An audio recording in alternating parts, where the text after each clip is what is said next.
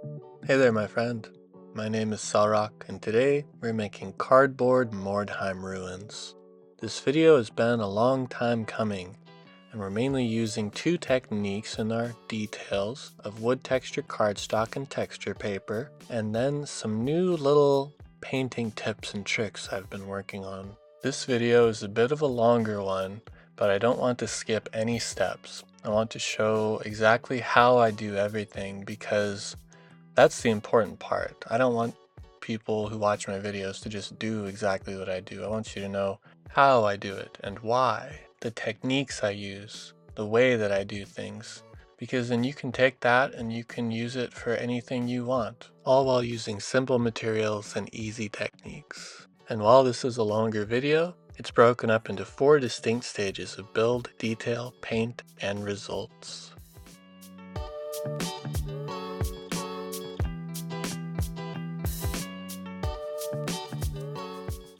My favorite crafts and pieces of terrain that I've ever made are my cardboard Mordheim Ruins. I've shown them in a number of other videos, often as scenery or background to try and tell a little bit of a story, or as examples of a terrain technique that I've been working on and wanted to share. The other day, someone left a comment on a video asking how I make my Mordheim Ruins, and I've had other comments along the ways. This is actually my second attempt at filming and making this video because I didn't feel like my first one was good enough. And so I really hope you enjoy this, my friends. Let me know what you think and if you have any questions or comments at all. The inspiration for these cardboard ruins comes from two particular sources: the Mordheim rulebook and the original cardstock terrain from the Mordheim box game. I've talked about this a bit in my terrain inspiration video, where I mentioned what a great resource the Mordheim rulebook is, and I strongly recommend to anyone, whether you're a beginner or very experienced in crafting and making terrain, to just flip through the pages and the color inserts. This 25-year-old game had an incredible amount of talented artists and creatives working on it. You can let their art and their inspiration just take hold of you. You're not alone in any creative endeavor, whether it's art, writing, crafting, terrain making, because creativity is an infinite resource. So let's see what we can make when we combine our creativity with those who came before us. With a very short list of ingredients and guidelines, let's begin.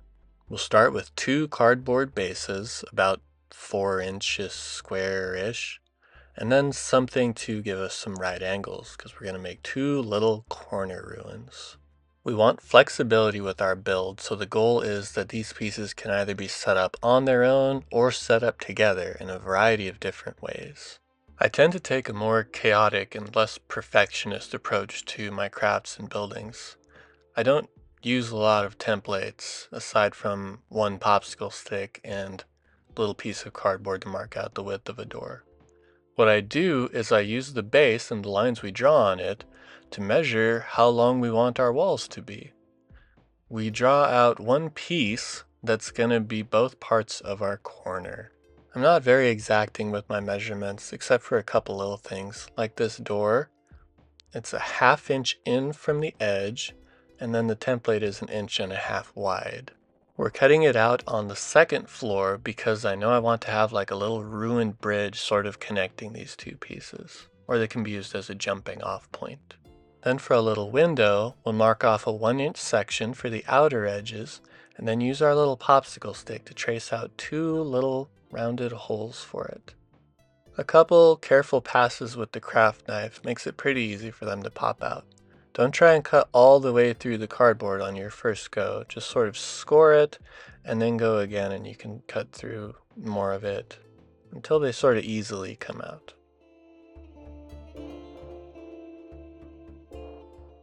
After drawing out the 2 pieces that make our little corner ruin, I sort of arbitrarily just chose which one to put the doorway and the windows in. After we've got the details figured out, we will simply glue it together on the little right angle we drew. I have a little triangle that I found at a thrift store for like 90 cents probably, and it's super useful. But if you don't, you can use anything square. You can use a book, whatever. Just be careful with it. We'll cut out a little off-cut right angle of some random piece of cardboard and glue that in as the foundation for our second story floor and the ceiling of the first floor. Then we'll take our piece of cardboard and use it to do the same thing again. Draw out and cut out 2 more shapes and make our second ruin.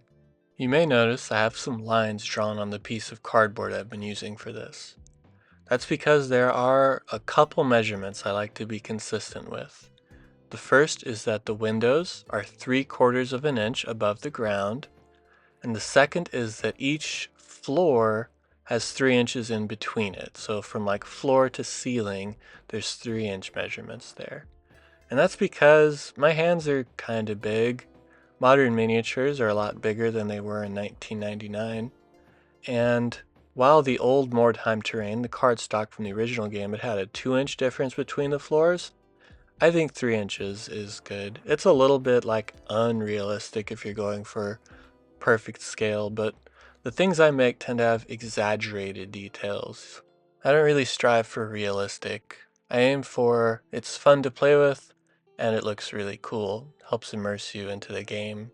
And I play a handful of games other than Mordheim. And for all of them, Mordheim, Frostgrave, Forbidden Psalm, the 3-inch height between levels has never been a problem for me. So that's one thing I try to be consistent with across all of my terrain builds. Well, that's it for the build stage, and if you're someone who's found a new game and you're excited to start playing, this is all you need. In our detail stage, we're going to take a few steps to transform these from being odd little pieces of cardboard into annihilated ruins of medieval, Renaissance, fantasy buildings. The first thing we're going to do is use glue and texture paper on all of the walls to give them that distinctive Tudor-style wattle and daub look that is really the signature look, I think, from Mordheim Ruins. If you haven't seen my specific video on terrain techniques and texture paper, I strongly recommend you check it out because it's good not only for this kind of thing, but for so much more. And while we apply the first layer of glue with a brushy brush, we want to have a stiffer brush for putting on the second, because this is almost like a combination between like painting and sculpting. You can push the paper around, you can stipple it with your brush to sort of create textures that you like. If you see any sort of straight lines that look artificial, just stab them with the brush in a stippling motion to break them up, make whatever sort of shapes and textures you like. There's a lot of freedom and a lot you can do with this step, and it's a big reason why I think using texture paper and glue to give texture to your ruins and most anything you build is a way superior method than just painting on like texture paint or glue mixed with sand or spackle or filler or anything like that. Not to mention that after it dries, the cardboard covered in the glue and toilet paper is incredibly strong and durable. My hands have started shaking quite a lot over the last year or two, and I've started dropping things a lot. And I've dropped all of these many times, and they never really have a single mark or break on them. That's one reason why I like to put a layer of texture paper on the edges of the base too. The other is that it helps cover up the cardboard corrugations.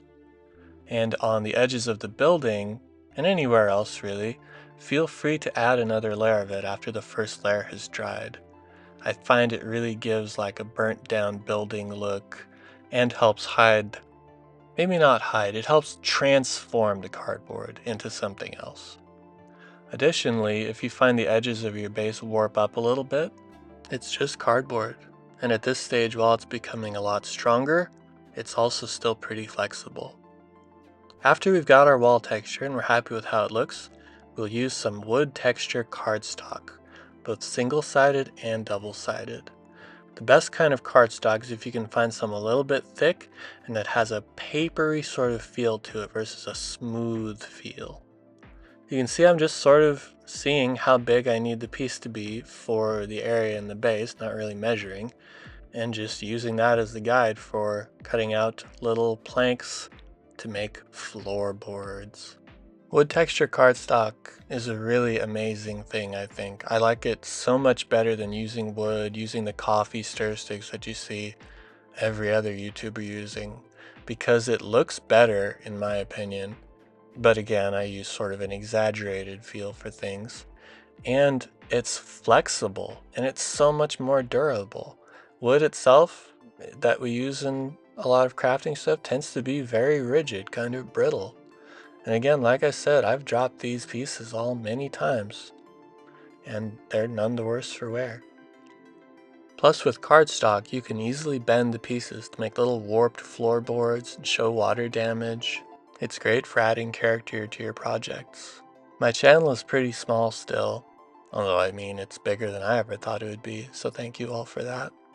But I feel like my wood textured cardstock idea is something that could really catch on, and that a lot of people will be like, why didn't I think of that? Why have I been using these coffee stir sticks the whole time? And just like the texture paper, I have a separate train techniques video on wood textured cardstock and all the things I made with it at the time. I've made a lot more things with it now, so I'm thinking about doing a short update video for it. Putting in the floorboards, I like to use different lengths to show and imply more damage and destruction. Mordheim, after all, is supposed to be a city that was hit by a meteor, a comet, made of pure weird stone, which I've described before, but if you don't know, it's a stone that's basically pure magic. So it's almost the equivalent of a fantasy city getting hit with a nuclear blast.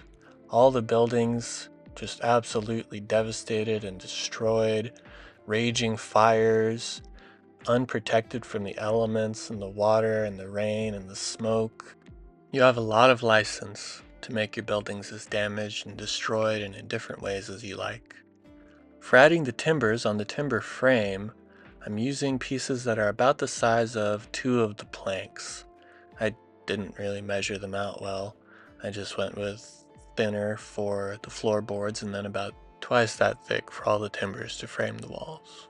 I like to start by putting the timbers on the same level of each of our floors, each of our levels. So putting the timbers about 3 inches high, and then put timbers below them to make it look as though like they're supporting them, they're holding them up. Especially at each of the corners. And then if the walls were longer, we could put them at regular intervals too, like 4 or 5 or 6 inches or wherever you liked really. And this is because a lot of terrain making is about contrast. Contrast of colors, contrast of shapes, contrast of textures. It makes things just much more interesting. It makes it much easier to tell a story and to engage your eyes and your imagination. So after we frame the building, the corners and the levels, we want to frame any of the doorways too.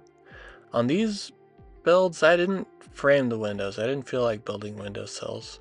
Mostly because on a lot of my other projects, I think I got kind of burnt out from them. And then in the end, I thought these looked really good without them.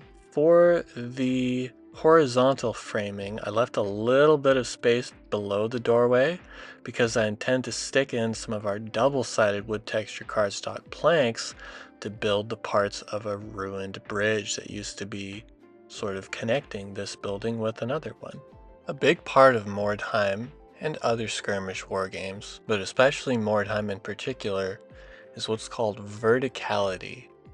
Mordheim is very much a 3-dimensional game where players can always have more than one way to go around or over their obstacles, ways to climb and run across walkways and bridges and leap from buildings to buildings, and especially do what's called a diving charge, which is the classic Mordheim maneuver where if you're up somewhere and you are able to successfully leap down onto and attack your enemy, you can get huge bonuses.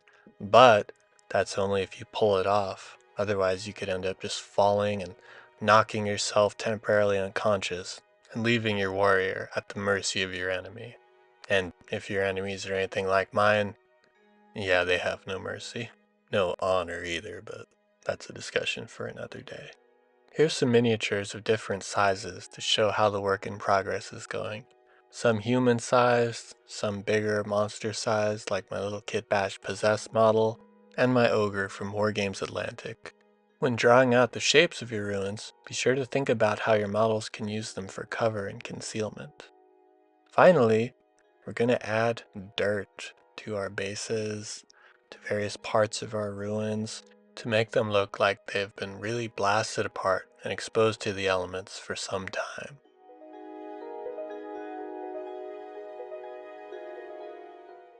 There is nothing sophisticated about this. It's dirt from my garden that I dug and baked in the oven for a little while to make sure it was sterilized, and then just painted on with the cheapest white school craft Elmer's PVA glue that I could find. Put on as much glue and dirt as you'd like. After you're satisfied with how it looks, take a nap for a couple hours until it dries. After that, we'll take our mixture of black paint and some kind of glue, white glue, Mod Podge, you name it. I think I used the Mod Podge in this case because it had a better mouth feel or something, and paint it all over the ruin to serve the dual purpose of priming and sealing and making our piece extra durable. I tend to paint one half and paint the base, and then let that dry, and then hold it by the base and the first half that I painted, and paint the other part. These sort of projects can seem like a lot if you're trying to do it all at once, and if you're watching the whole video all at once and then trying to follow along. But what I do is I always break things up into little pieces that make it a lot easier to do. So maybe you spend an hour a couple nights a week and you build a bunch of pieces, and then you spend an hour a day for the next few days detailing them all. And to finish detailing these pieces and really show how transformative our work has been, we're going to give everything a dry brush of a white or off-white paint. This is going to finish our priming and make our painting stage very easy by picking out and highlighting all the little details, all the work that we put in the detail stage to really transform these from oddly shaped pieces of cardboard into something much, much more. And I've said it before in other builds, but if you're somebody who, like I was, is very intimidated by painting, worried that you're going to ruin your work, this is a perfectly fine place to stop. The monochrome black and white ruins are a total vibe. On the other hand, if you're ready for the best 13 minutes of watching paint dry with me, then buckle up, my friends. You're starting with brown. We're using it to paint the wood. My brown paint is kind of thin, and I'm applying it lightly here so that when it dries, all the highlights we put on will still be showing through, giving us a variation in the shades with just one little coat of paint. The darker parts stay dark, the lighter parts are lighter, and then we get everything in between. It's a wonderful little painting tip that actually took me a really long time to figure out and apply to my own models. But it makes our lives so much easier, and so we're going to use that same idea with the rest of our colors as well.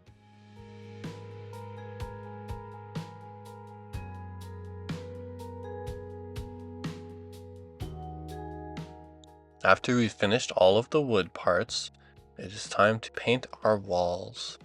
And in a lot of YouTube videos, you see people just painting their walls sort of a tan, cream, off-white, white color. And that's kind of boring to me.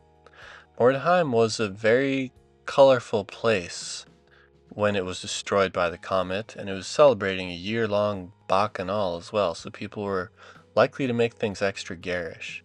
So I want to paint these ruins green because green is my favorite color. We're thinning down our paint quite a lot with a lot of just water because we want it to be almost translucent, almost see-through.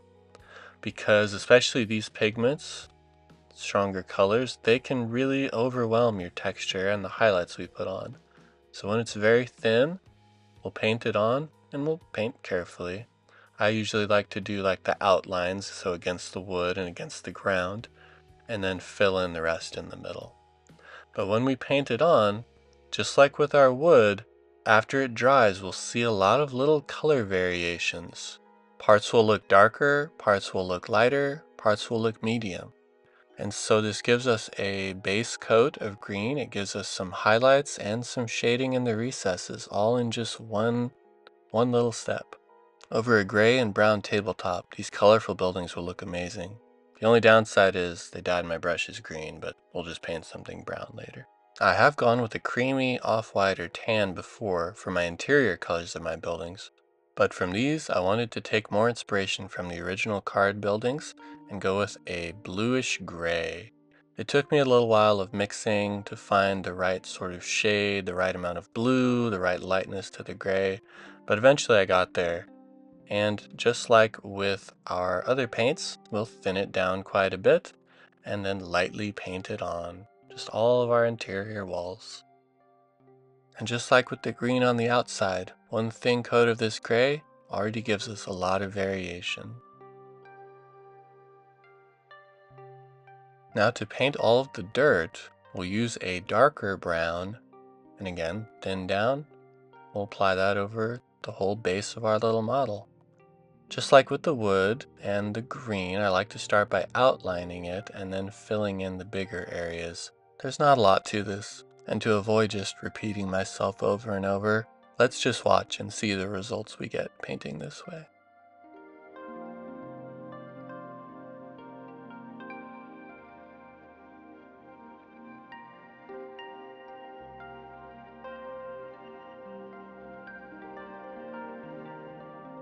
So here I realized there's a little bit that I forgot to paint with my interior wall color, the light bluish gray. I'd already washed all of the blue-gray off the palette by then, so I decided to paint it with that same brown, and we'll fix it later. And that's the thing about a lot of my builds. There's a lot of little mistakes, a lot of little imperfections, because the series of steps we take really build upon each other. The mistakes we make in the build phase get covered by the details, mistakes we make with the details get covered in the painting, and then the end steps in the painting cover up anything else. It's like in the little note I wrote when I was planning out this video. Are your edges jagged? It doesn't matter. Are your lines not straight? Who cares? We're making ruined buildings out of cardboard, toilet paper, and dirt. We don't want them to look perfect. That being said, we do still want them to look cool and to help guide our imaginations, make our games even better. So now what we're going to do is add a little more highlights by making just a lighter version of our base colors for our walls, and then dry brushing that on, especially dry brushing it on the middle parts. Not worrying so much about the edges where the walls meet the wood, but the middle parts in particular. And this really makes our texture come alive and helps show why our texture paper is such a great thing. We'll make a light tan also, combining our brown and white, and we'll dry brush that on both the dirt and the wood itself. And while this is the same shade we're dry brushing on, because we're putting it on top of different base shades, we get different results. We still get a nice variation, a nice contrast. And that really helps tie everything together with the same similar dusty dirtiness without just blurring everything together. Now for our interior walls, we'll make a very light gray, and we'll dry brush this on the parts that are already lighter. We don't need to add it to the parts that are already darker.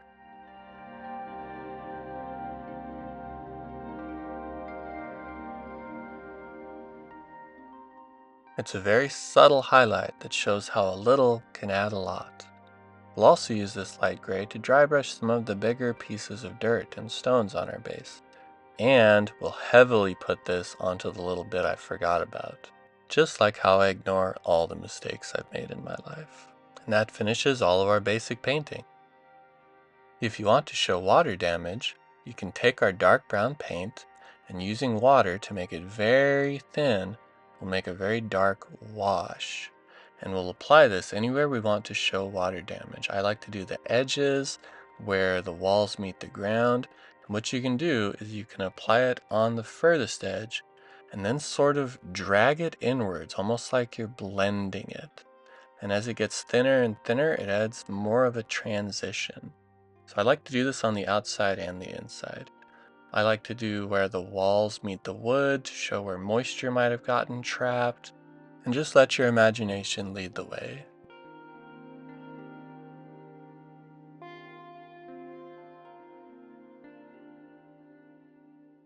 For me personally, this is a spot I can tend to go overboard, so I usually have to rein myself in a little bit, but if you're a bit more subtle with it, it won't overwhelm your buildings. I've made that mistake in the past of using way too much and then being sort of unhappy with it. This is another step where a little bit can add a lot, which now that I think about it is kind of a recurring theme throughout this video.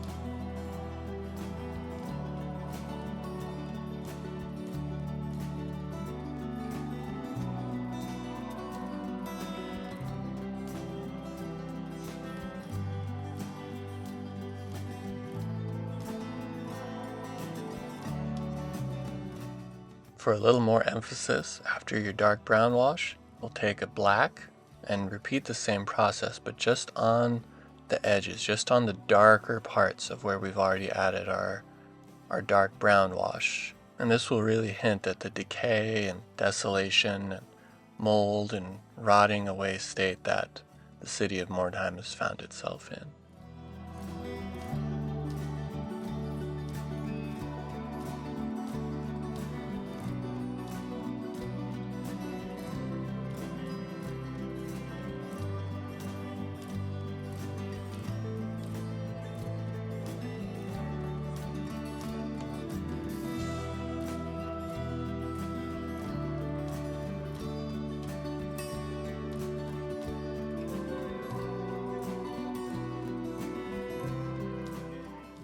One thing that I don't see in a lot of people's Mordheim Ruin builds is fire damage. If you read through the rulebook, especially the lore section at the beginning, you'll have seen that fires rage through the city. And looking at the original card buildings, there's a lot of fire and oily smoke damage, especially around the windows. And so, with a black dry brush, we're going to achieve that same effect. This is something that I originally posted about when I was making little cardstock wooden bridges for Mordheim, and it really, really works. I don't know why I haven't seen more people doing this or talking about it. I'm sure I'm not the first person to ever do it or to think of it or come up with it, but I've never seen anyone else just paint on fire damage this way. It's an amazing way to go. It adds so much to your little buildings, your little projects, anything you want to look a little bit burned, and it's so easy. Start off lightly. Don't use a ton of black in case you've got too much on your brush, but start off with a little bit and then dial it into how much you need.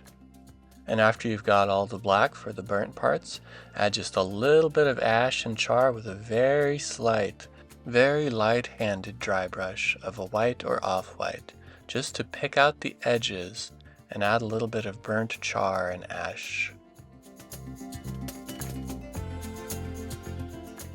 Finally, something that really makes Mordheim Mordheim is that a lot of the buildings have weird esoteric symbols and graffiti. In particular, Skaven symbols are one of my favorite. The inverted little triangle with the lines crossing over. For a long time, I wasn't sure why this was a Skaven symbol until I tried painting it on with the same black dry brush to make it look like it was made of ash, and realized it looks like a rat's pointy face, with the little ears and whiskers and all. I like to paint or draw on a Skaven symbol on almost all of my Mordheim ruins.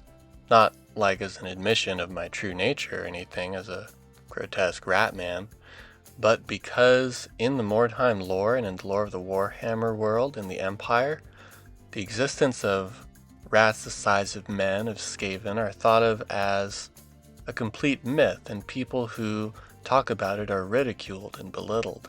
And so I love the idea that the Skaven are so prevalent in Mordheim that they mark their presence on basically every ruin that they explore in their mad hunt for weird stone. For just some other strange symbol, I decided to draw this weird looking arrow on the side of the other building. Why is it there? What does it mean? Who knows? Maybe Skaven drew it there hoping someone would stand under it so they could drop a piano or a diving charge upon them. Maybe it was the home of a famous anchor maker. Maybe it's something much more occult and sinister. I painted it on with the off-white, and then to dirty it up a little bit, took a dark wash, sort of a dark brown again, and just painted that lightly over the top of it. And that's it. Our Mordheim Ruins are finished.